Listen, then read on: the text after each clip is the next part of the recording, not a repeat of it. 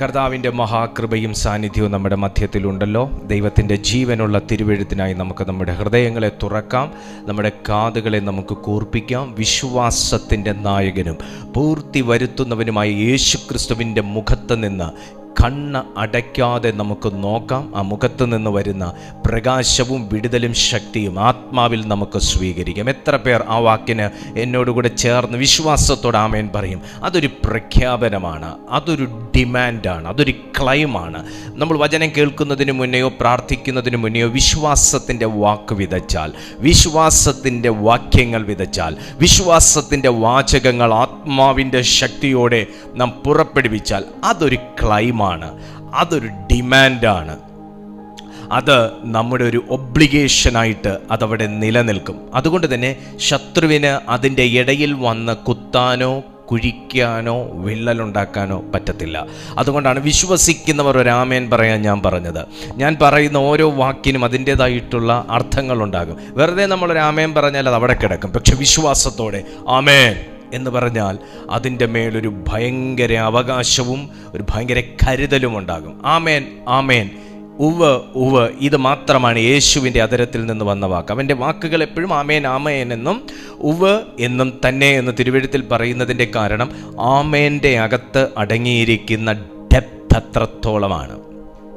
അതിൻ്റെ ആ വാക്കിൻ്റെ ഡെപ്ത് അത്രത്തോളം ഉണ്ട്. ആമേൻ എന്ന് പറയുന്നത് തന്നെ ഒരു മെസ്സേജായിട്ട് എടുക്കണം. ഉവ് എന്ന് പറയുന്നത് തന്നെ ഒരു മെസ്സേജായിട്ട് എടുക്കണം. കാരണം അവനിൽ എല്ലാം ആമേൻ ആമേൻ എന്നും ഉവ് എന്നും തന്നെ എന്ന് പറയാൻ കാരണം അത്രത്തോളം ഡെപ്ത് ഉണ്ട് തിരുവെഴുത്തിനകത്ത് പറയുന്ന വാക്കുകൾക്ക്. അതുകൊണ്ട് നമ്മളൊരു ആമേൻ പറഞ്ഞാൽ അതിനകത്ത് ഒത്തിരി കാര്യങ്ങൾ അടങ്ങിയിട്ടുണ്ട്. കഴിഞ്ഞ ദിവസം നമ്മൾ ചിന്തിച്ചു, ഭൂമിയെ ദൈവം സൃഷ്ടിച്ചത് മാത്രമല്ല, കർത്താവിൻ്റെ സകല നിർമ്മിതിക്ക് പിന്നിലും ദൈവത്തിൻ്റെ സൃഷ്ടിപ്പിൻ്റെ പിന്നിലുമെല്ലാം വ്യക്തമായിട്ടുള്ള പർപ്പസ് ദൈവത്തിനുണ്ട് എന്നും, ഉണ്ടാക്കിയതിന് ശേഷം എന്ത് ചെയ്യണമെന്ന് ചിന്തിക്കാത്തൊരു ദൈവവും, ഉണ്ടാകുന്നതിനു മുൻപേ ഉണ്ടാക്കാൻ പോകുന്നതിൻ്റെ പൂർണ്ണ രൂപം തൻ്റെ കണ്ണിൽ, തൻ്റെ മനസ്സിൽ കണ്ടതിന് ശേഷമാണ് കർത്താവ് ഒരു സൃഷ്ടിക്ക് പുറപ്പെടുന്നത് എന്ന് ഇന്നലെ നമ്മൾ ചിന്തിച്ചു. ദൈവം ഭൂമിയെ ഉണ്ടാക്കിയപ്പോൾ അത് ഭൂമി എന്തിനു വേണ്ടി എന്ന് ഉണ്ടാക്കിയതിന് ശേഷമല്ല ദൈവം ചിന്തിച്ചത്.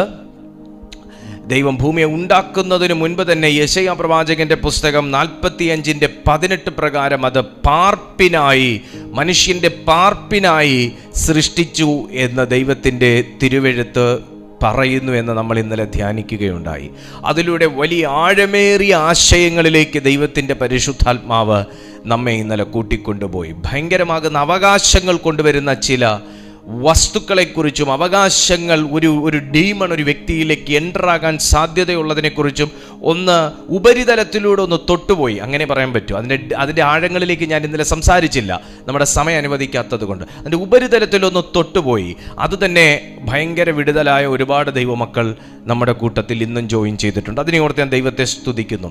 എന്നാൽ ദൈവം പാർപ്പിനായി സൃഷ്ടിച്ച ഭൂമി നാശയോഗ്യ, പാഴും ശൂന്യവുമായി തീർന്നു എന്ന് നമ്മൾ ഉൽപ്പത്തി പുസ്തകത്തിൽ വായിക്കുന്നു എന്ന് നമ്മൾ ഇന്നലെ ചിന്തിച്ചു. നമ്മൾ അതിലേക്ക് കടന്നില്ല. പാഴും ശൂന്യവുമായി പോയി. എങ്ങനെയാണ് ഒരു വ്യക്തി പാഴും ശൂന്യവും ആയി പോകുന്നത്?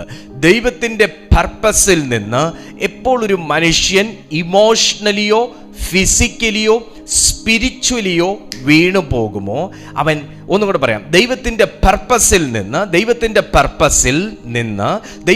പർപ്പസ് അറിഞ്ഞതിന് ശേഷം, ദൈവത്തിൻ്റെ പർപ്പസ് എന്താണെന്ന് അറിയുന്നതിന് മുൻപേ ആണെങ്കിൽ പോലും ദൈവത്തിന് എന്നെക്കുറിച്ചൊരു പർപ്പസ് ഉണ്ട് എന്ന് അറിഞ്ഞതിന് ശേഷവും, ഒരു പർപ്പസ് ദൈവത്തിന് എന്നെക്കൊണ്ട് ഉണ്ട് എന്നറിഞ്ഞതിന് ശേഷം അവൻ ഇമോഷണലിയോ ഫിസിക്കലിയോ സ്പിരിച്വലിയോ അവൻ ദൈവത്തിൻ്റെ പർപ്പസിന് ഒത്തുപോകാൻ പറ്റാത്ത നിലയിൽ, ദൈവത്തിൻ്റെ ഇമാജിനേഷന് ഒത്തുപോകാൻ പറ്റാത്ത നിലയിൽ അവൻ വിശ്വാസ സംബന്ധമായോ വിശുദ്ധി സംബന്ധമായോ വികാര സംബന്ധമായോ അവൻ വീണു പോകുകയാണ് എങ്കിൽ ആ മനുഷ്യനെ ദൈവമല്ല പാഴും ശൂന്യവുമാക്കുന്നത്, വീണു പോകുന്നവനെ പാഴും ശൂന്യവുമാക്കും. ആമേൻ. ഞാൻ പറഞ്ഞതിൻ്റെ ആഴം നിങ്ങൾക്ക് പിടികിട്ടിയോ? നിങ്ങൾക്ക് എൻ്റെ ശബ്ദം ഓക്കെ ആണോ? ഓക്കെ ആണ്, താങ്ക് യു. ഞാൻ പറഞ്ഞതിൻ്റെ ആഴം മനസ്സിലായോ? ദൈവം ആരെയും പാഴും ശൂന്യവും ആക്കുന്നില്ല. എന്നാൽ ദൈവത്തെ അറിഞ്ഞതിനു ശേഷം പാഴും ശൂന്യവും ആയിപ്പോയവർ ഉണ്ട്. ദൈവത്തെ അറിഞ്ഞതിന് ശേഷം പാഴും ശൂന്യവും ആയിപ്പോയവരുണ്ട്. ദൈവം പാഴും ശൂന്യവുമല്ല. ദൈവം അല്ലാത്ത ഒരു കാര്യത്തെ ദൈവത്തിൻ്റെ സൃഷ്ടി ആകുവാൻ ദൈവം അനുവദിക്കത്തില്ല.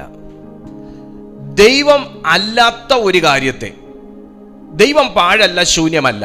അതുകൊണ്ട് തന്നെ ദൈവത്തിൻ്റെ ഒരു സൃഷ്ടിയെ അതും ദൈവത്തിൻ്റെ പ്രതിച്ഛായയിൽ സൃഷ്ടിച്ച ഒരു സൃഷ്ടിയെ പാഴായോ ശൂന്യമായോ പോകാൻ ദൈവം അനുവദിക്കത്തില്ല. ദൈവത്തിൻ്റെ പർപ്പസ് ഒരു മനുഷ്യൻ്റെ മേലുണ്ട് എന്നെങ്കിലും ഒരു വ്യക്തി അറിഞ്ഞതിന് ശേഷം ആ പർപ്പസ് എന്ത് എന്ന് അന്വേഷിക്കാതെയും ആ പർപ്പസിനൊത്തവണ്ണം ജീവിക്കാതെയും ആ കോളിങ്ങിനൊത്തവണ്ണം സബ്മിസീവായി, സബ്മിറ്റഡായി, ഡെഡിക്കേറ്റഡായി അവൻ അതിനകത്ത് വളരാൻ ശ്രമിക്കാതെയോ നിൽക്കാൻ ശ്രമിക്കാതെയോ അത് മെയിൻറ്റെയിൻ ചെയ്യാൻ ശ്രമിക്കാതെയോ അവൻ ഇമോഷണലിയോ ഫിസിക്കലിയോ സ്പിരിച്വലിയോ അവൻ ഡൗൺ ആയി പോകുന്ന ഒരു സമയത്താണ് ആ വ്യക്തിയെ ഇതുപോലെ വീണുപോയ ദൂതന്മാർ അല്ലെങ്കിൽ വീണുപോയവനെ പാഴും ശൂന്യവും എന്ന ഒരവസ്ഥയിലേക്ക് എത്തിക്കുന്നത്. എപ്പോഴും ഡോക്ടേഴ്സിന്റെ മക്കളെ അപ്പനമ്മമാർ, പാരൻസ് ഡോക്ടേഴ്സ് ആയിട്ടുള്ളവർ എപ്പോഴും ഒരു 90% അവരുടെ മക്കളെ ഡോക്ടറാക്കാനാണ് ശ്രമിക്കുന്നത്. ലോയർ ആയിട്ടുള്ള പാരൻസ് അവരുടെ മക്കളെ എപ്പോഴും ലോയറാക്കാനാണ് ശ്രമിക്കുന്നത്, അല്ലെങ്കിൽ അതുമായി ബന്ധപ്പെട്ട ഒരു പൊസിഷനിലേക്ക് അവരെ പഠിപ്പിച്ചുയർത്താനാണ് ശ്രമിക്കുന്നത്. ആർട്ടിസ്റ്റ് ആയിട്ടുള്ളവർ എപ്പോഴും അവരുടെ മക്കളെ ആർട്ടിസ്റ്റാക്കി വളർത്താനാണ് ശ്രമിക്കുന്നത്. കാരണം അവർ ആ പ്രൊഫഷനെ ഇഷ്ടപ്പെടുന്നത് കൊണ്ടും ആ പ്രൊഫഷൻ അവരുടെ വളർച്ചയ്ക്ക് അഭികാമ്യം എന്നുള്ളത് കൊണ്ടും അവരുടെ മക്കളെ എപ്പോഴും ആ ഒരു നിലവാരത്തിൽ വളർത്താൻ അവർ ആഗ്രഹിക്കുന്നു. ശുശ്രൂഷകർ എപ്പോഴും അവരുടെ മക്കളെ എത്ര നല്ല ജോലിയിലേക്ക് അവരെ എത്തിക്കണമെന്ന് ആഗ്രഹിച്ചാലും അവർ ദൈവത്തിൻ്റെ വചനം കൂടെ ഹാൻഡിൽ ചെയ്യുന്ന ഒരു ശുശ്രൂഷയും കൂടെ അവർ ചെയ്യണമെന്ന് ആഗ്രഹിക്കും. ഞാൻ എൻ്റെ മക്കളെക്കുറിച്ച് അങ്ങനെയാണ് ആഗ്രഹിക്കുന്നത്. നിങ്ങൾ നിങ്ങളുടെ മക്കളെക്കുറിച്ച് അങ്ങനെയായിരിക്കും ആഗ്രഹിക്കുന്നത്. അവർ സ്വന്തമായിട്ട് ഏൺ ചെയ്യണം, എന്നിട്ട് അവർ ദൈവത്തിൻ്റെ വേല ചെയ്യണം. എൻ്റെ ഒരു കാഴ്ചപ്പാടാണ് ഞാൻ പറയുന്നത്, എൻ്റെ കാഴ്ചപ്പാട്, എൻ്റെ മക്കളെക്കുറിച്ചുള്ള എൻ്റെ കാഴ്ചപ്പാട്. ഇതേ സമകാഴ്ചപ്പാടുള്ള പാരൻസ് ഉണ്ടാവാനുള്ള സാധ്യതയുണ്ട്. അവർ ഡോക്ടറാകട്ടെ, അവർ ലോയർ ആകട്ടെ, അവർ CM ആകട്ടെ, അവർ PM ആകട്ടെ, എന്തോ ആകട്ടെ, അതിൻ്റെ കൂട്ടത്തിൽ അവരെന്തോ ചെയ്യണം, ദൈവത്തിൻ്റെ വചനം കൂടെ ശുശ്രൂഷിക്കുന്നൊരു നിലയിലേക്ക് അവർ, എൻ്റെ ആഗ്രഹവും എൻ്റെ പ്രാർത്ഥനയാണ് ഞാൻ പറയുന്നത്, ആകണം. അപ്പം എന്തോ സംഭവിക്കും, അവർക്ക് സ്വന്തമായിട്ട് അതിൽ നിന്ന് ഏൺ ചെയ്യാം, പ്ലസ് അവർക്ക് മറ്റുള്ളവരെ ഹെൽപ്പ് ചെയ്ത് സുവിശേഷ വേലയും ചെയ്യാം. നീ ഇതുകൊണ്ടല്ലേടാ ജീവിക്കുന്നേ എന്നാരും ചോദിക്കുകയില്ല. Praise the Lord, hallelujah. ദൈവത്തിന് മഹത്വം ഉണ്ടാകട്ടെ. ഈ വാക്കൊക്കെ ആവശ്യമാട്ടോ, അതുകൊണ്ടാണ് പറയുന്നത്. ആമേൻ. അപ്പോൾ അതുപോലെയാണ് നമ്മുടെ ദൈവവും. ഞാൻ ഒരു വാക്കൂടെ ഒന്നും പറയാതെ പോകുന്നത് ശരിയല്ല. തിരുവെഴുത്തിൽ ഇതുകൊണ്ട് നീ ഉപജീവിക്കണമെന്ന് പൗലോസിനോട് പറഞ്ഞൊരു ദൈവം കൂടെ ഉണ്ട് കേട്ടോ. ഞാൻ അതും കൂടെ ഒന്ന് പറയുന്നത് നല്ലതാണ്. അപ്പോൾ തിരുവെഴുത്ത് പറയുന്നൊന്ന് ശ്രദ്ധിച്ചേ.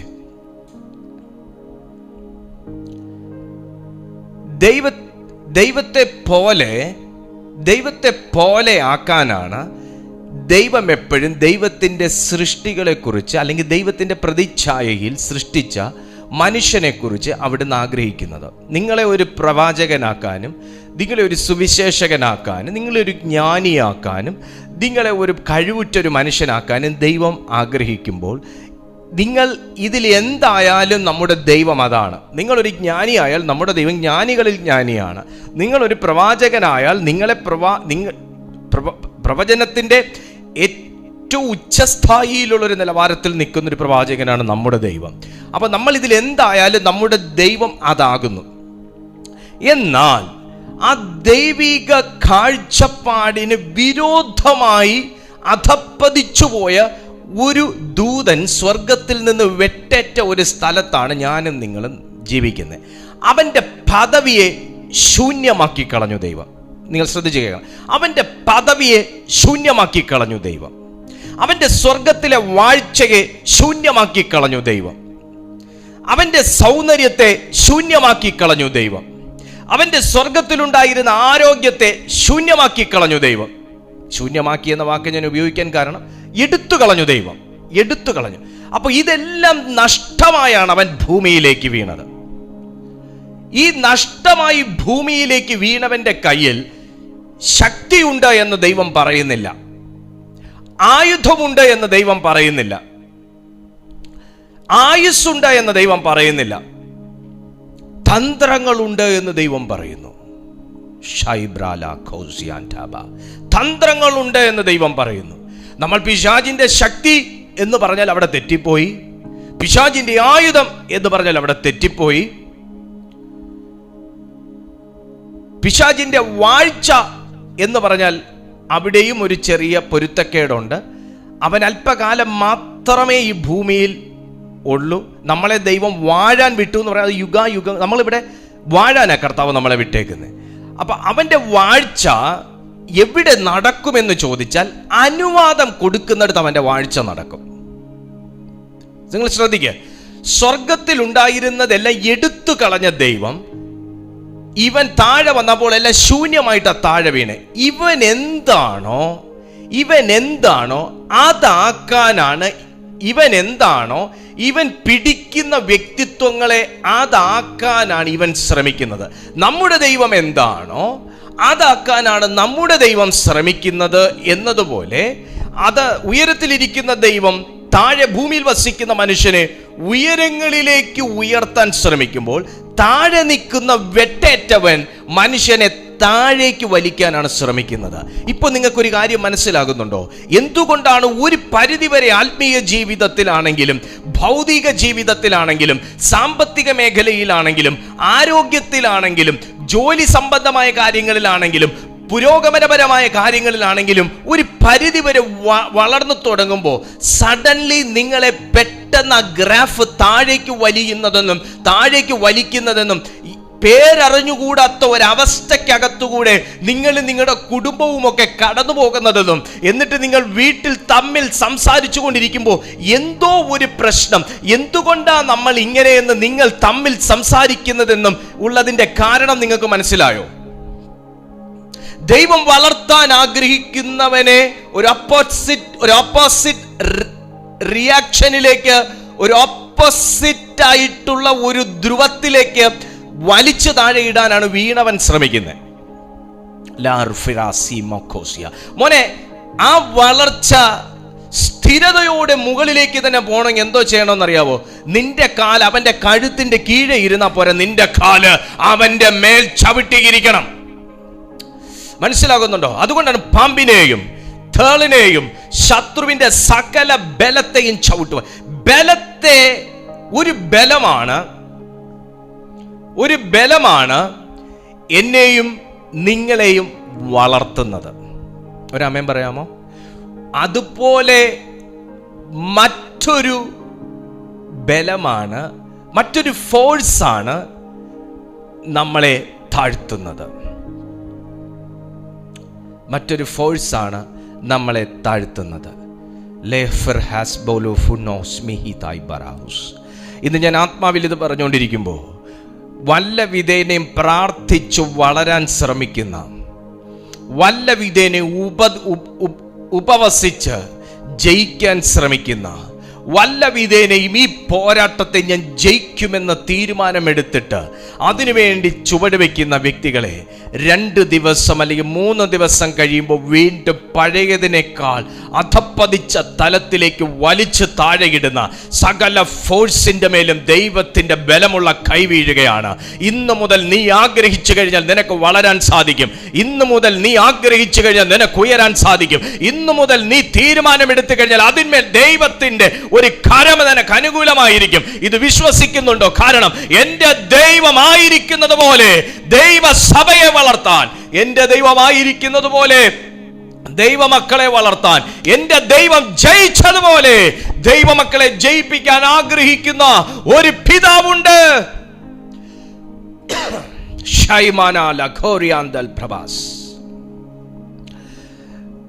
ഇയ്യോബിന്റെ പുസ്തകം അപ്പോ നിങ്ങളൊന്ന് ശ്രദ്ധിച്ചേ. അപ്പൊ ഭൂമി പാഴും ശൂന്യവുമായി മനുഷ്യൻ പാപം ചെയ്തതോടുകൂടെ, സാത്താൻ ഈ ഭൂമിയിൽ വീണതോടുകൂടെ കോടിക്കണക്കിന് വർഷങ്ങൾ കൊണ്ടാണ്, നമ്മൾ 6 ദിവസം കൊണ്ട് കർത്താവ് ഭൂമിയെ ഉണ്ടാക്കിയെന്ന് വായിക്കുമ്പോൾ ആ 6 ദിവസം കോടിക്കണക്കിന് വർഷം കൊണ്ടാണ് ഈ കാണുന്ന അവസ്ഥയിലേക്ക് എത്തിയത്. ശാസ്ത്രം നമ്മൾ പഠിക്കുമ്പോൾ നമുക്കത് മനസ്സിലാവും. ശാസ്ത്രം പഠിക്കുമ്പോൾ നമുക്കത് മനസ്സിലാവും. ശാസ്ത്രവും ബൈബിളും തമ്മിൽ വളരെ പൊരുത്തമുണ്ട്, പൊരുത്തക്കേടുകളുമുണ്ട്. ബൈബിൾ തെറ്റാണെന്നല്ല കേട്ടോ ഞാൻ പൊരുത്തക്കേടിനെ ഉദ്ദേശിച്ചത്, ശാസ്ത്രത്തിൽ ചില കാര്യങ്ങൾ പറയാം. എന്നാലും ഏകദേശം 97% കാര്യങ്ങൾ ശാസ്ത്രം പറയുന്നതിനകത്ത് കാര്യങ്ങളുണ്ട്. ഇപ്പോഴും കണ്ടുപിടിച്ചുകൊണ്ടിരിക്കുകയാണ് പല കാര്യങ്ങൾ കണ്ടുപിടിക്കുമ്പോഴാണ് ബൈബിളിൽ ഇത് പറഞ്ഞിട്ടുണ്ട് എന്ന് പറയുന്നത്.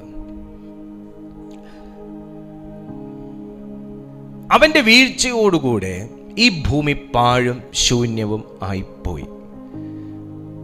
അന്നു മുതൽ ദൈവത്തിൻ്റെ ഫേവർ അനുഭവിക്കുന്ന ഒരു മനുഷ്യനെ സാത്താന് കാണുന്നത് അസൂയയോടും പകയോടും വഞ്ചനാബുദ്ധിയോടും കൂടെ മാത്രമാണ്.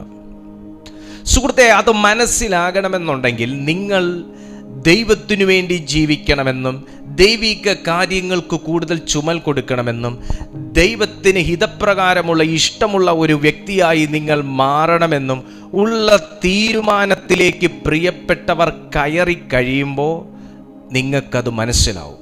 കാരണം മുമ്പൊന്നും ഇല്ലാത്ത വല്ലാത്ത ഒരു പീഡനം, മുമ്പൊന്നും ഇല്ലാത്ത വല്ലാത്തൊരു സ്ട്രഗ്ലിങ്, മുമ്പൊന്നും ഇല്ലാത്ത വല്ലാത്ത ഒരു എന്താ പറയുന്നത്,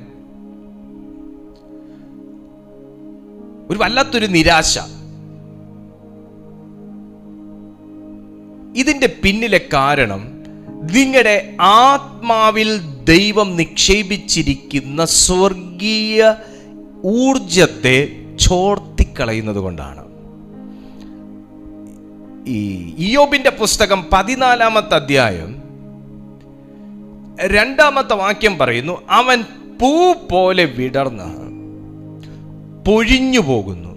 അവൻ പൂ പോലെ വിടർന്ന് പൊഴിഞ്ഞു പോകുന്നു, നിലനിൽക്കാതെ നിഴൽ പോലെ ഓടിപ്പോകുന്നു. ഇതാരെക്കുറിച്ച് അയ്യോബ് പറയുന്നതെന്നറിയാമോ? ഭൂമിയിലുള്ള മനുഷ്യനെ കുറിച്ചാണ് പറയുന്നത്. അവൻ പൂ പോലെ വിടർന്ന്, ഭയങ്കര സന്തോഷമുള്ളൊരു കാര്യമല്ലേ പൂ പോലെ വിടർന്നത്? എങ്ങനെയാ പാസ്റ്ററെ അത് ദുഃഖത്തിൻ്റെ ഒരു അവസ്ഥയാവുന്നത്? പൂ പോലെ വിടർന്ന് പൊഴിഞ്ഞു പോകുന്നു, നിലനിൽക്കാതെ നിഴൽ പോലെ ഓടിപ്പോകുന്നു. ഞാനിത് ആത്മാവിൽ ഈ വാക്ക് സംസാരിച്ചു കൊണ്ടിരിക്കുമ്പോൾ ഞാൻ ചില കാര്യങ്ങൾ എൻ്റെ ഉള്ളത്തിലൊരു പ്രൊഫറ്റിക്കലി എനിക്ക് ചില ആശയങ്ങൾ എൻ്റെ ഉള്ളിൽ കർത്താവ് തരുന്നതുകൊണ്ട് ഞാൻ പറയാം.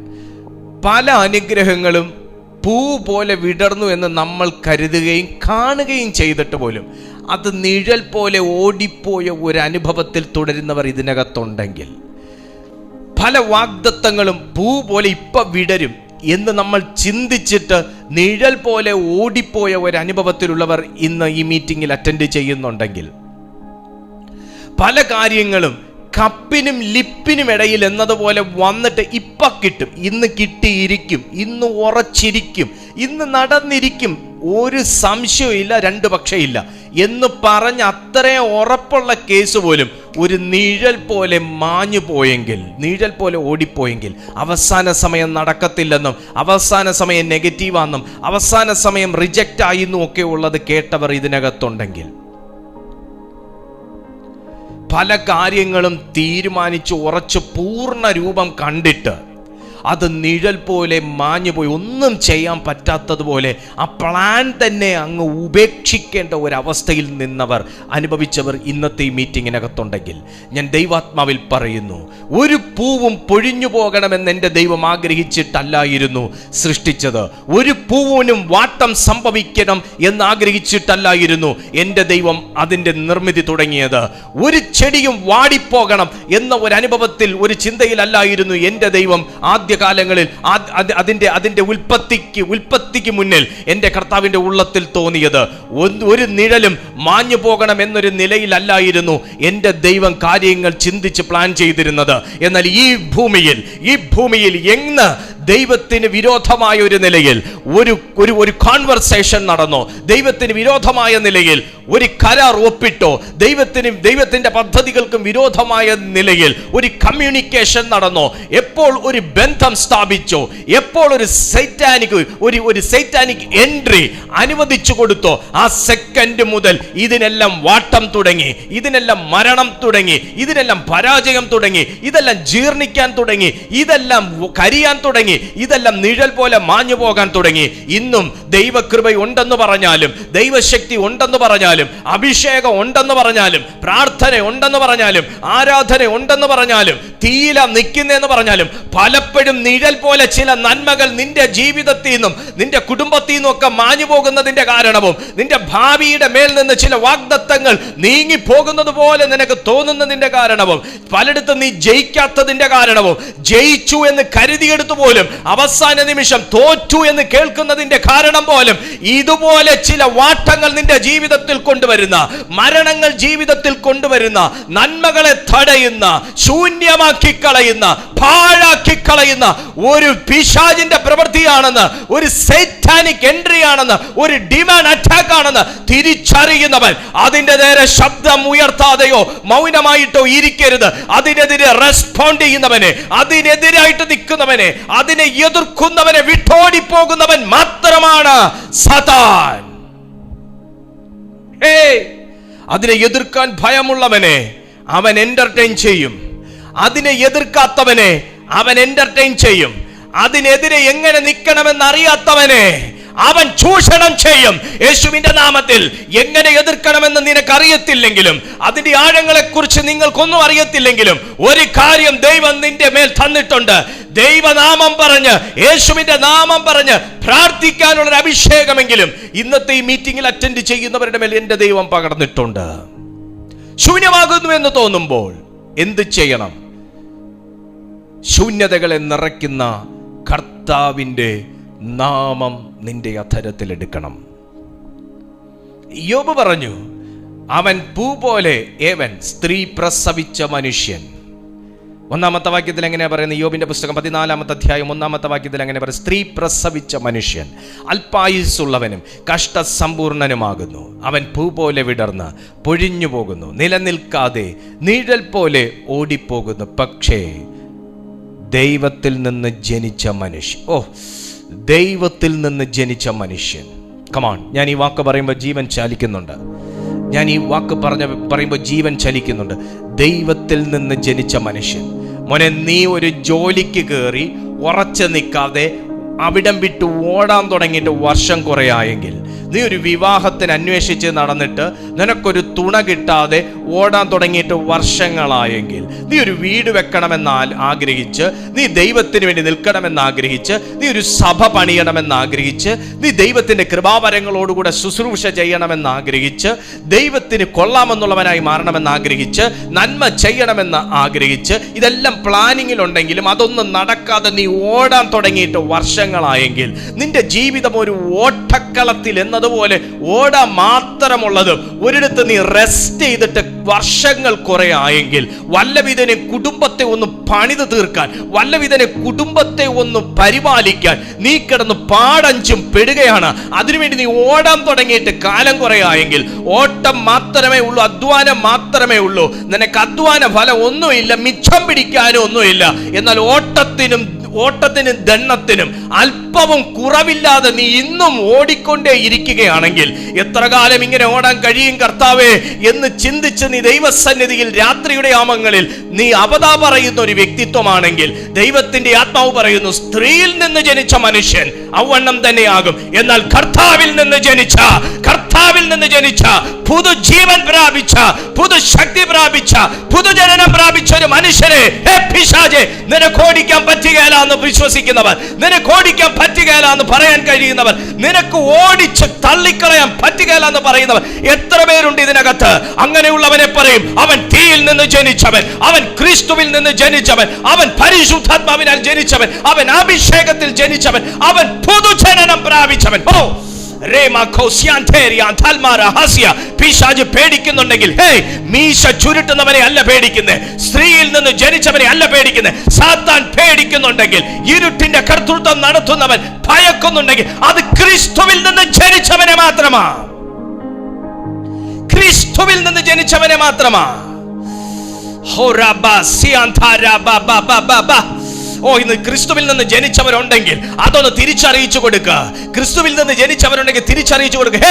ശാപം വിതച്ചിരിക്കുന്ന നിന്റെ മണ്ണിൽ, തകർച്ച വിതച്ചിരിക്കുന്ന നിന്റെ ജീവിതത്തിൽ, കണ്ണുനീർ അടങ്ങിയിട്ട് നേരമില്ല എന്ന് പറയുന്ന നിന്റെ ലൈഫിൽ, ആ ലൈഫിൽ നിന്നുകൊണ്ട് തന്നെ നീ സ്ത്രീയിൽ നിന്ന് ജനിച്ചവനാണെങ്കിലും ക്രിസ്തുവിൽ നിന്ന് ജനിപ്പിക്കപ്പെട്ടവനാണെന്ന് ഒന്ന് തിരിച്ചറിയിച്ചു കൊടുക്കുക, ഒന്ന് പ്രതികരിക്കുക. യേശുവിന്റെ നാമത്തിൽ നീ കരയുന്നെങ്കിൽ ദൈവത്തിന് നന്ദി പറഞ്ഞ് കരയുമെന്ന് പറ. നീ അയ്യോ എന്ന് വിളിക്കുന്നെങ്കിൽ എന്റെ കർത്താവേ നീ എന്നെ നടത്തുന്നതിന് നന്ദി എന്ന് പറയാൻ വേണ്ടിയിട്ടാന്ന് മാത്രം പറ. നീ പിശാചിനോട് എതിർത്ത് നിൽക്കാനുള്ളവനാ.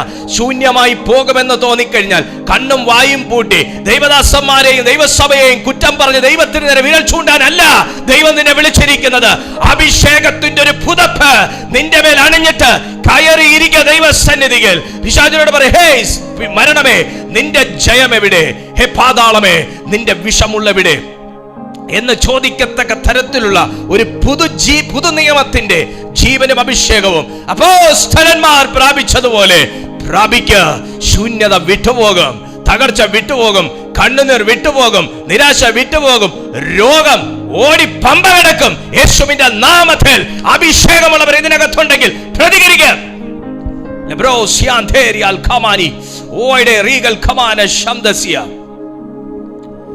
പ്രവചനങ്ങൾക്കൊന്നും ഒരു കുറവുമില്ലല്ലോ, ഇഷ്ടം പോലെ കേൾക്കുകയല്ലേ. ഒരു ദൈവദാസനെ വിളിച്ച്, അത് കഴിഞ്ഞ് അടുത്ത ആളെ വിളിച്ച്, അടുത്ത ആളെ വിളിച്ച് ഇഷ്ടം പോലെ പ്രവചനം കേൾക്കുകയല്ലേ. എന്തിയേ പ്രവചനങ്ങൾ? എന്തിയേ? അപ്പോൾ പ്രവചനം കള്ളമായിട്ടല്ല, അത് എൻ്റെ ജീവിതത്തിൽ നടക്കാതെ വണ്ണമുള്ളൊരു സാധനമുണ്ട്, നടക്കാതെ വണ്ണമുള്ളൊരു സംഭവം. സ്ത്രീയിൽ നിന്ന് ജനിച്ചവൻ കഷ്ടസമ്പൂർണനൊക്കെ തന്നെ ഞാൻ സമ്മതിച്ചു. അപ്പൊ ക്രിസ്തുവിൽ നിന്ന് ജനിച്ചവനോ? കഷ്ടമുണ്ട്, അവിടെ ഒരു വ്യത്യാസമുണ്ട് ആ വാക്യത്തിന്. നമ്മൾ എന്നാ വായിച്ചേ? സ്ത്രീ പ്രസവിച്ച മനുഷ്യൻ അല്പായുസ്സുള്ളവനും കഷ്ടസമ്പൂർണനുമാകുന്നു. ഒരു തർക്കവുമില്ല, വചനത്തിലൊന്നും ഒരു മാറ്റവും ഇല്ല, അച്ചടിപ്പെശകുമല്ല. എന്നാൽ ക്രിസ്തുവിൽ നിന്ന് ജനിച്ചവന് കഷ്ടങ്ങൾ വന്നാലും കഷ്ടത്തെ ജയിച്ച ഒരു നായകൻ കൂടെ ഉള്ളത് കൊണ്ട് അവൻ അതിനെ ഓവർകം ചെയ്യും. രണ്ടാമത്തെ വാക്യത്തിൽ പറയുന്നു, അവൻ പൂ പോലെ വിടർന്ന് പൊഴിഞ്ഞു പോകുന്നു. അത് ഈ ലോകത്തിലുള്ളവരെ കുറിച്ചാണ് പറയുന്നത്. എന്നാൽ ദൈവം ജനിപ്പിച്ചവൻ വിടർന്നാൽ അവൻ വിടർന്ന് തന്നെ നിൽക്കും. വിടർന്നിട്ട് മെല്ലെ ചുരുങ്ങുന്നവരെ ശ്രദ്ധിച്ചോ, അവർക്ക് ദൈവമായിട്ടുള്ള ബന്ധം കുറയുന്നത് കൊണ്ടാണ്.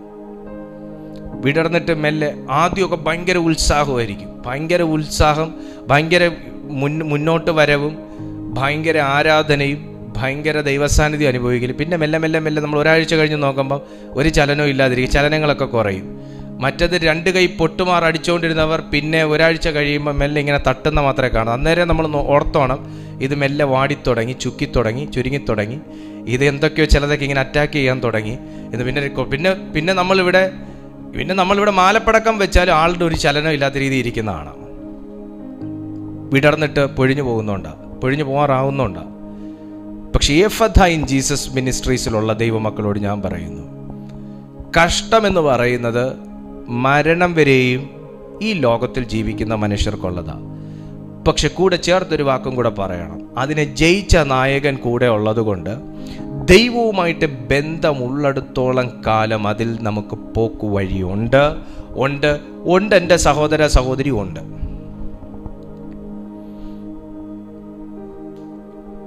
സഭാപ്രസംഗി 9:3 നിങ്ങളൊന്ന് വന്നേ. സഭാപ്രസംഗിയുടെ പുസ്തകം 9:3.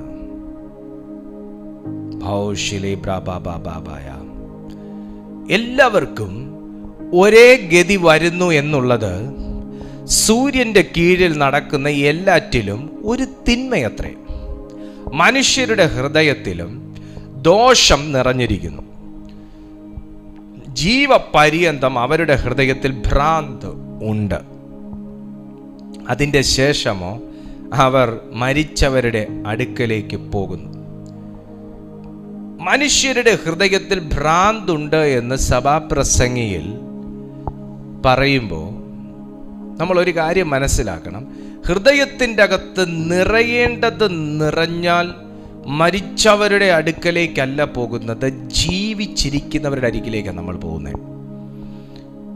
ഇവിടെ ശലോമോൻ ഇവിടെ സഭാപ്രസംഗി എഴുതിയപ്പോൾ ഇവിടെ പറയുകയാണ്, മനുഷ്യരുടെ ഹൃദയത്തിൽ ഭ്രാന്തുണ്ട്. ഞാൻ ആ വാക്കിന് തിരുത്താനൊന്നും ഞാൻ നിൽക്കുന്നില്ല. കാരണം മനുഷ്യരുടെ ഹൃദയത്തിൽ ഭ്രാന്തുണ്ട്. എന്നാൽ ഈ മീറ്റിങ്ങിൽ ഇരിക്കുന്ന എല്ലാവരും നിങ്ങൾ കർത്താവിനെ അറിയുന്നതിന് മുൻപേ ആയിരുന്നത് പോലല്ല ഇന്ന്. കാരണം ഏതൊരു മനുഷ്യനും ക്രിസ്തുവിലേക്ക് വരുന്നതിന് മുൻപേ അവന് ഒരു നേച്ചറുണ്ട്. ക്രിസ്തുവിലേക്ക് വന്നു കഴിഞ്ഞാൽ അവൻ മറ്റൊരു നേച്ചർ, മറ്റൊരു സിവിലൈസേഷൻ്റെ ഒരു ഭാഗമായിട്ട് തന്നെ അവനങ്ങ് മാറുകയാണ്. അവൻ്റെ പ്രകൃതം മാറുന്നു, അവൻ്റെ സംസ്കാരം മാറുന്നു, അവൻ്റെ നേച്ചറേ മാറുന്നു, അവൻ്റെ കൾച്ചർ മാറുന്നു. ഇത് ക്രിസ്തുവിൻ്റെ കൾച്ചറുള്ളവർ ഇതിനകത്ത് ഉണ്ടെങ്കിൽ ഞാൻ ദൈവാത്മാവിൽ പറയുന്നു, നിന്റെ ഹൃദയത്തിനകത്തൊരു പ്യൂരിഫിക്കേഷൻ നടക്കും. ക്രിസ്തുവിൻ്റെ കൾച്ചർ എന്ന് പറയുന്നത് പാപികളെ സ്നേഹിച്ച് പാപത്തെ വെറുക്കുന്നൊരു കൾച്ചറാണ്. യേശുവിൻ്റെ നാമത്തിൽ ക്രിസ്തുവിൻ്റെ കൾച്ചർ മറ്റുള്ളവരെ കുറ്റം പറയുന്ന കൾച്ചറല്ല. ക്രിസ്തുവിൻ്റെ കൾച്ചർ എന്ന് പറയുന്നത് പാപത്തെ വെറുത്ത് പാപിയെ സ്നേഹിക്കുന്ന ഒരു കൾച്ചർ. അതൊരു മിനിസ്ട്രിയാണ് സുഹൃത്തെ. ക്രിസ്തുവിൻ്റെ കൾച്ചർ എന്ന് പറയുന്നത് കുറവുകളെ മറന്ന് കുറവുള്ളവനെ സ്നേഹിക്കുന്ന ഒരു കൾച്ചറാണ്. അതായത് എന്നെ എൻ്റെ കർത്താവ് സ്നേഹിച്ച കൾച്ചറിനെ കുറിച്ചാണ് ഞാൻ പറയുന്നത്. എന്നെ എൻ്റെ കർത്താവ് കൈക്കൊണ്ട കൾച്ചറിനെ കുറിച്ചാണ് ഞാൻ പറയുന്നത്. ഇന്ന് ഈ മീറ്റിങ്ങിൽ അറ്റൻഡ് ചെയ്തുകൊണ്ടിരിക്കുമ്പോൾ തന്നെ നിങ്ങളത് ആഗ്രഹിക്കുന്നുണ്ടെങ്കിൽ നിങ്ങൾക്ക് കോപമൊന്ന് കുറയ്ക്കണം, നിങ്ങളുടെ സ്വഭാവമൊന്ന് നിങ്ങൾക്ക് രൂപാന്തരപ്പെടുത്തണം, നിങ്ങളുടെ വാക്കുകൾ നിങ്ങൾക്കൊന്ന് ക്രമീകരിക്കണം, നിങ്ങളുടെ നേച്ചർ നിങ്ങൾക്കൊന്ന് മാറ്റണം, നിങ്ങളുടെ കൾച്ചർ നിങ്ങൾക്കൊന്ന് അഴിച്ചു പണിയണം. എനിക്കൊരു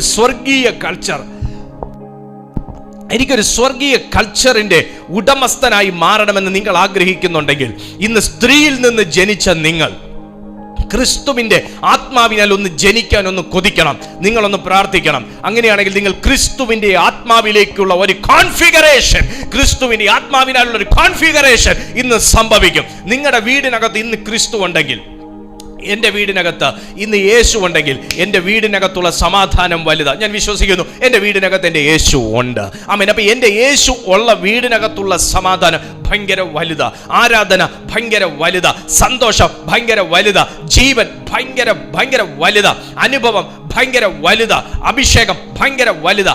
അത് ഒരു ക്രിസ്തു ഇല്ലാത്ത ഒരു വീട്ടിലുള്ളവൻ നോക്കിക്കൊണ്ടിരിക്കുമ്പോൾ എനിക്കും ക്രിസ്തു ഉള്ള വീടിന്റെ അനുഭവം വേണം എന്നാഗ്രഹിക്കുന്നത് പോലെ ഇന്ന് നിങ്ങളുടെ വീട്ടിൽ ക്രിസ്തു വന്നാൽ എന്തായിരിക്കുമെന്നുള്ളത് ഒന്ന് ആത്മാവിൽ കണ്ടിട്ട് അതൊന്ന് ഡിമാൻഡ് ചെയ്യാൻ തുടങ്ങിയേ.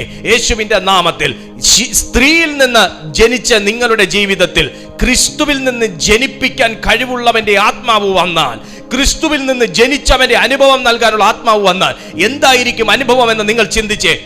ഒന്നും കൂടെ ഞാൻ വിശദമായും ലളിതമായും പറഞ്ഞാൽ, ശൂന്യത നിറഞ്ഞിരിക്കുന്ന നിങ്ങളുടെ വീട്ടിൽ, തകർച്ച നിറഞ്ഞിരിക്കുന്ന നിങ്ങളുടെ വീട്ടിൽ, പിണക്കം നിറഞ്ഞിരിക്കുന്ന നിങ്ങളുടെ വീട്ടിൽ, പരാജയം നിറഞ്ഞിരിക്കുന്ന നിങ്ങളുടെ വീട്ടിൽ, ദാരിദ്ര്യം നിറഞ്ഞിരിക്കുന്ന നിങ്ങളുടെ വീട്ടിൽ, ദാരിദ്ര്യത്തിന്റെ ആത്മാവിനെ കുറിച്ചല്ല, ദൈവത്തിന്റെ ജീവനെ കുറിച്ചത്രേ ഞാൻ സംസാരിക്കുന്നത്.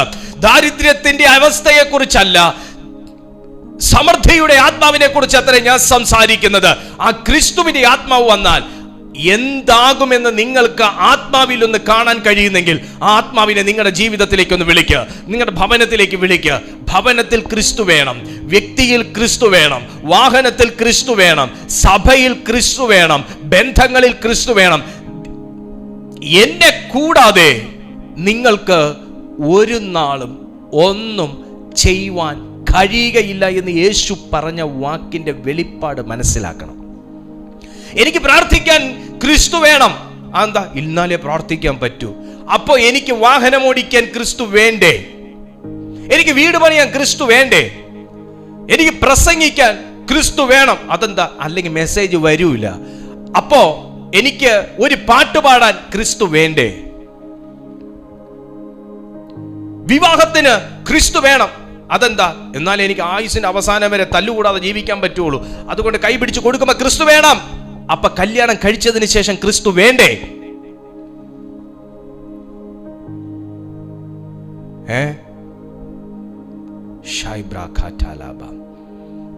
ക്രിസ്തുവിനെ പരിമിതപ്പെടുത്തി ജീവിക്കുന്ന, ദൈവത്തെയും ദൈവ സാന്നിധ്യത്തെയും പരിമിതപ്പെടുത്തി ജീവിക്കുന്ന ഏതൊരു കുടുംബവും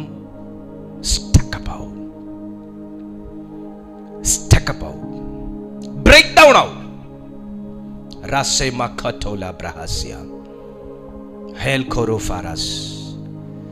ഒരു ദിവസം ഈ മീറ്റിംഗ് പ്രാർത്ഥിക്കാതെ ആരംഭിക്കാൻ പറ്റത്തില്ല. അതെന്താ പാസ്റ്റർ? ഭയങ്കര അഭിഷേകമുള്ളൊരു പ്ലാറ്റ്ഫോം അല്ലേ? ഒരു ദിവസമൊക്കെ പ്രാർത്ഥിച്ചില്ലെങ്കിൽ ഇന്നലത്തെ അഭിഷേകം കൊണ്ട് പോവൂല.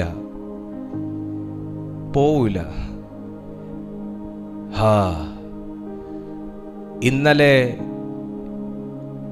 ഉണ്ടാക്കിയ ചോറ് ബാക്കിയുണ്ടെങ്കിൽ വെള്ളത്തിലിട്ട് ഇന്നൊന്ന് തിളപ്പിച്ചാൽ ഇന്നുച്ചത്തെ കാര്യവും കൂടെ വേണമെങ്കിൽ കുശാലാക്കാം. പക്ഷേ ഇന്നലെ പ്രാർത്ഥിച്ചതിൻ്റെ പകിട്ടിൽ എല്ലാ ദിവസവും ജീവിക്കാമെന്ന്, ഇന്നലെ ആരാധിച്ചതിൻ്റെ പകിട്ടിൽ എല്ലാ ദിവസവും ജീവിക്കാമെന്ന്, ഇന്നലെ നനഞ്ഞ മഴയുടെ തണുപ്പ് കൊണ്ട് ഇന്നും കിടന്നുറങ്ങാമെന്ന് ആരും വെറുതെയെങ്കിൽ പോലും വ്യാമോഹിക്കരുത്.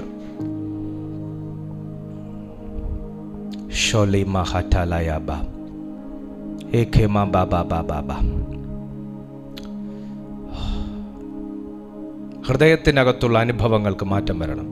ഇവിടെ സഭാപ്രസംഗി പറയാം, മനുഷ്യരുടെ ഹൃദയത്തിലും ദോഷം നിറഞ്ഞിരിക്കുന്നു, ജീവപര്യന്തം അവരുടെ ഹൃദയത്തിൽ ഭ്രാന്ത് ഉണ്ട്. എൻ്റെ ഹൃദയത്തിൽ ഭ്രാന്ത് നിറയാനല്ല ദൈവം നിറച്ചേക്കുന്നത്. നിനക്ക് വീട്ടിൽ കയറുമ്പോൾ ഭ്രാന്ത് പിടിക്കുന്നുണ്ടോ? നിനക്ക് ചില വ്യക്തികളെ കാണുമ്പോൾ ഭ്രാന്ത് പിടിക്കുന്നുണ്ടോ? നിനക്ക് ചില വ്യക്തികളോട് സംസാരിക്കുമ്പോൾ ഭ്രാന്ത് പിടിക്കുന്നുണ്ടോ? എന്നെ ആ അവസ്ഥയിൽ നിന്ന് മറ്റൊരവസ്ഥയിലേക്ക് കോൺഫിഗർ ചെയ്യാൻ കഴിയുന്നവൻ്റെ പുത്രനായി ജനിക്കുവാൻ എനിക്ക് അവകാശമുള്ള കാലത്തിലാണ് ഞാൻ ജീവിക്കുന്നത്. ഞാൻ പഴയ നിയമ കാലഘട്ടത്തിലല്ല ജീവിക്കുന്നത്, പുതിയ നിയമ കാലഘട്ടത്തിലാണ് ജീവിക്കുന്നത്. നിങ്ങൾക്ക് മറ്റൊരു വ്യക്തിയാകാൻ കഴിയും. നിങ്ങളുടെ ജീവിതത്തെ മറ്റൊരു സ്വർഗീയ അനുഭവത്തിലേക്ക് നിങ്ങൾക്ക് കൊണ്ടുവരുവാൻ കഴിയും. എത്ര ദൈവമക്കൾക്ക് ആഗ്രഹമുണ്ട് ആ അവസ്ഥയിലേക്ക് എത്താൻ.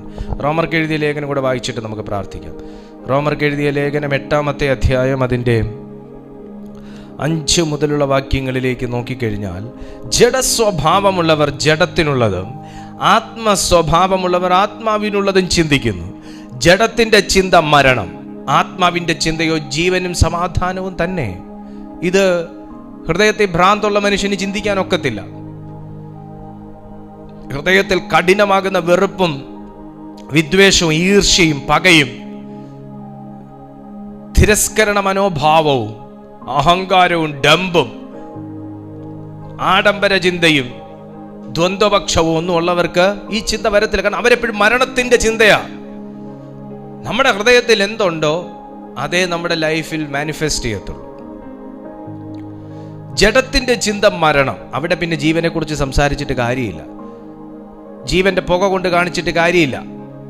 ജഡത്തിന്റെ ചിന്ത മരണം. അപ്പൊ ജഡം എന്നുള്ളൊരു അനുഭവത്തിൽ നിന്ന് ആത്മാവ് എന്ന ഒരു അനുഭവത്തിലേക്ക് കോൺഫിഗർ ചെയ്യപ്പെടണം. ഒരു ട്രാൻസ്ഫിഗറേഷൻ ഇവിടെ സംഭവിക്കണം.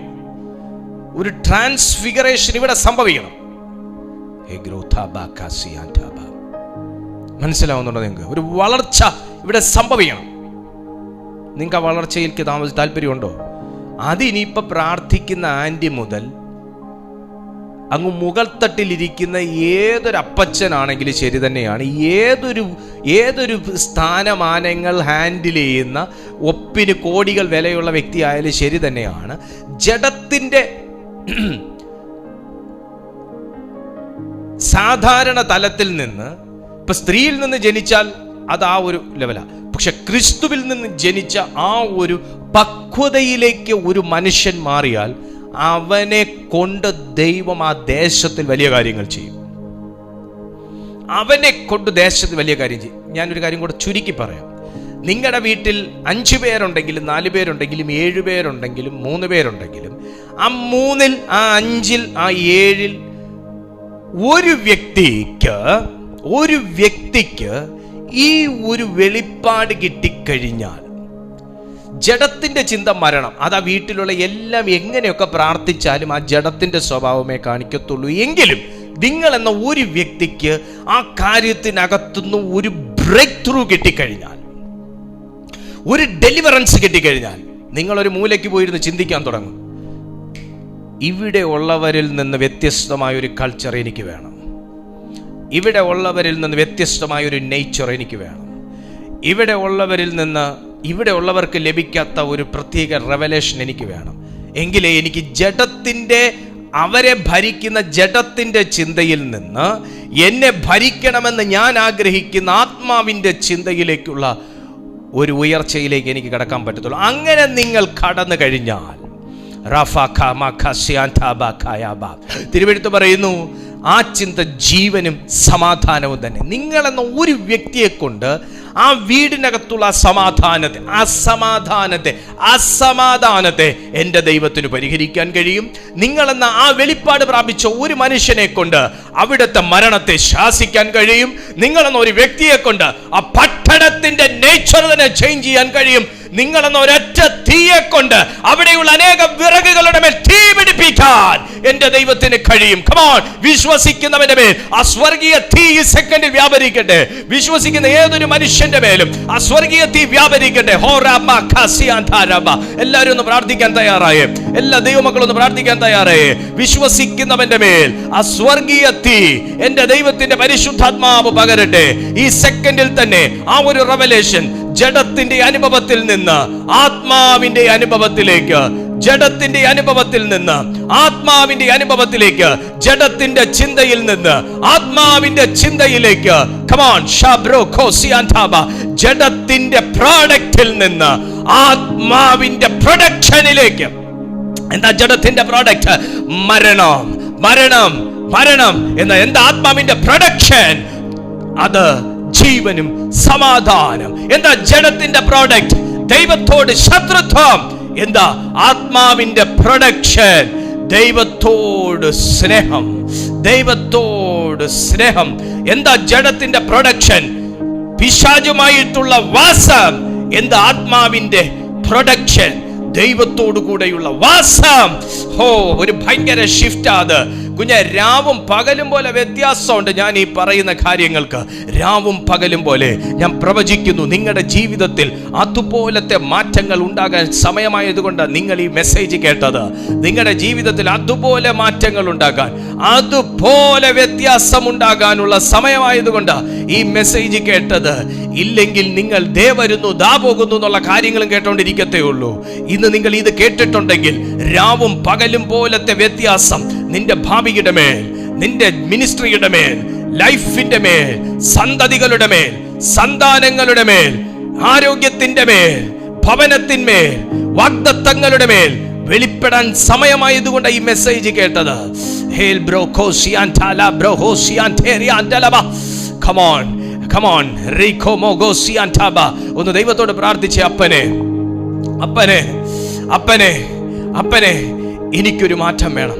എൻ്റെ നേച്ചറിൽ ഒരു വ്യത്യാസം വേണം. എൻ്റെ കൾച്ചറിൽ ഒരു വ്യത്യാസം വേണം. ഹേൽ ബ്രോ സിയാൻ ടാൽ ബ്രോ കോസിയാൻ താരാ ബാബാ ബാബാ. അത് പറയുമ്പോൾ തന്നെ നിന്നെ ഒരു സൈറ്റാനിക് കൾച്ചറിലേക്ക് വലിക്കുന്ന ഡിമൺ റിലത്തിന്റെ കോഡുകൾ കട്ടാകട്ടെ.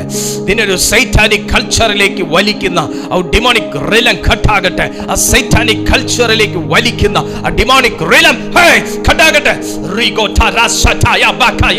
ഓ, നിന്റെ ജീവിതത്തിൽ ഒരു വളർച്ചയ്ക്ക്, എൻ്റെ ജീവിതത്തിൽ ഒരു വളർച്ചയ്ക്ക്, ഒരു ഉയർച്ചയ്ക്ക്, ഒരു മാറ്റത്തിന് എതിരായി നിൽക്കുന്ന സകല തിന്മയുടെ വ്യാപാരത്തെയും ആത്മശക്തിയോടെ ബന്ധിക്കുന്നു. പറയുന്ന എത്ര പേരുണ്ട്? ആമേൻ പറയുന്ന എത്ര പേരുണ്ട്? ഇത് സ്വീകരിക്കുകയും ഇതുപോലെ പറയുകയും ചെയ്യുന്ന എത്ര പേരുണ്ട്?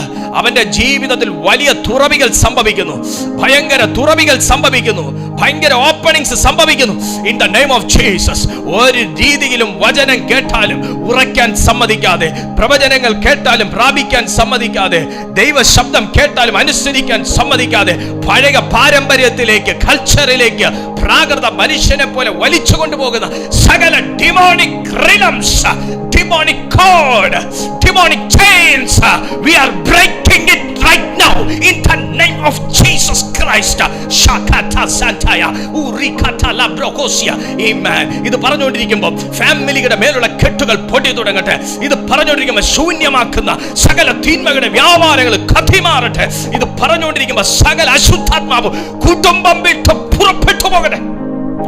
Urama Santaya Kamaya Elbra Shaikania Urama Santeria. Oh, the power in the name of Jesus. Hela baba baba baba Hela baba baba baba. In the name of Jesus. ദൈവത്തിന് സമർപ്പിച്ച എൻ്റെ ശരീരം പിശാചിന്റെ പ്രവേശന കവാടമല്ല. ദൈവത്തിന് സമർപ്പിച്ച എൻ്റെ കുടുംബം സാത്താന്റെ പ്രവേശന കവാടമല്ല. ദൈവം തന്ന എന്റെ നന്മകൾ സാത്താന്റെ അവകാശപത്രങ്ങളല്ല.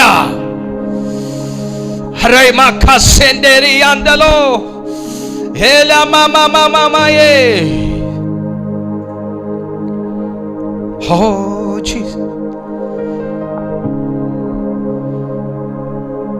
നിൻ മഹാകൃപയ്ക്കായി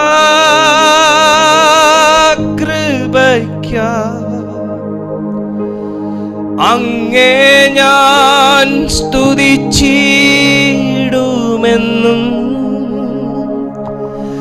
നിൻ മഹാദയയ്ക്കായി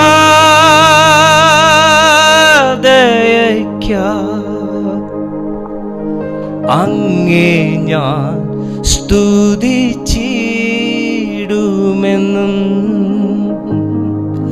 നിൻ മഹാകൃപയ്ക്കായി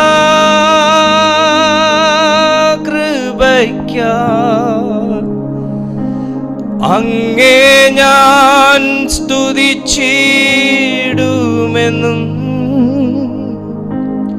നിൻ മഹാദയയ്ക്കായി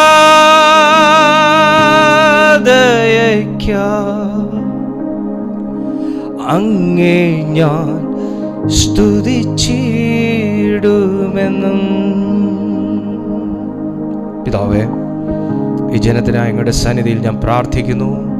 ഇന്ന് ഞങ്ങൾ കേട്ട സന്ദേശത്തിനകന്ന് നിറഞ്ഞു നിന്ന ദൈവത്തിൻ്റെ ചൈതന്യത്തിനായും സ്നേഹത്തിനായും ശക്തിക്കായും ഞങ്ങൾ സ്തോത്രം ചെയ്യുന്നു. ഈ മീറ്റിങ്ങിൽ അറ്റൻഡ് ചെയ്ത എല്ലാ ദൈവമക്കളെയും അവിടുന്ന് ആശീർവദിക്കണമേ, അനുഗ്രഹിക്കണമേ. കേട്ടതുപോലെ ഒരു ദൈവിക കൾച്ചറിലേക്ക് കയറുവാൻ ഞങ്ങൾക്ക് എല്ലാവർക്കും അവിടുന്ന് കൃപ നൽകണമേ.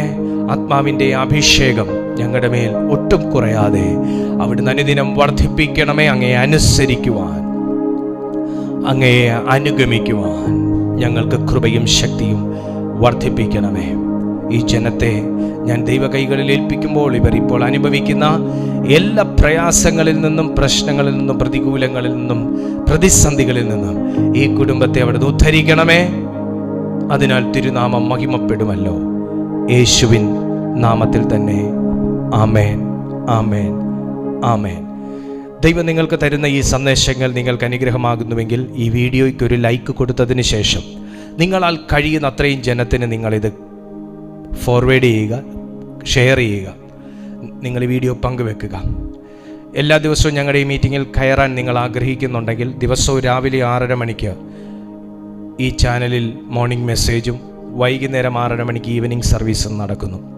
നിങ്ങൾക്കതിൻ്റെ അറിയിപ്പുകൾ നിങ്ങളുടെ വാട്സാപ്പിൽ ലഭിക്കണമെന്നുണ്ടെങ്കിൽ നിങ്ങൾ ഈ നമ്പറിൽ മെസ്സേജ് അയയ്ക്കുക. നിങ്ങൾക്ക് ഈ മീറ്റിങ്ങിനെ കുറിച്ചുള്ള ലിങ്ക് ആവശ്യമുണ്ടെന്ന് പറഞ്ഞ് നിങ്ങളുടെ പേരും സ്ഥലവും സഹിതം നിങ്ങൾ മെസ്സേജ് അയച്ചാൽ നിങ്ങൾക്കത് ഇവിടുന്ന് അയച്ചു കിട്ടും.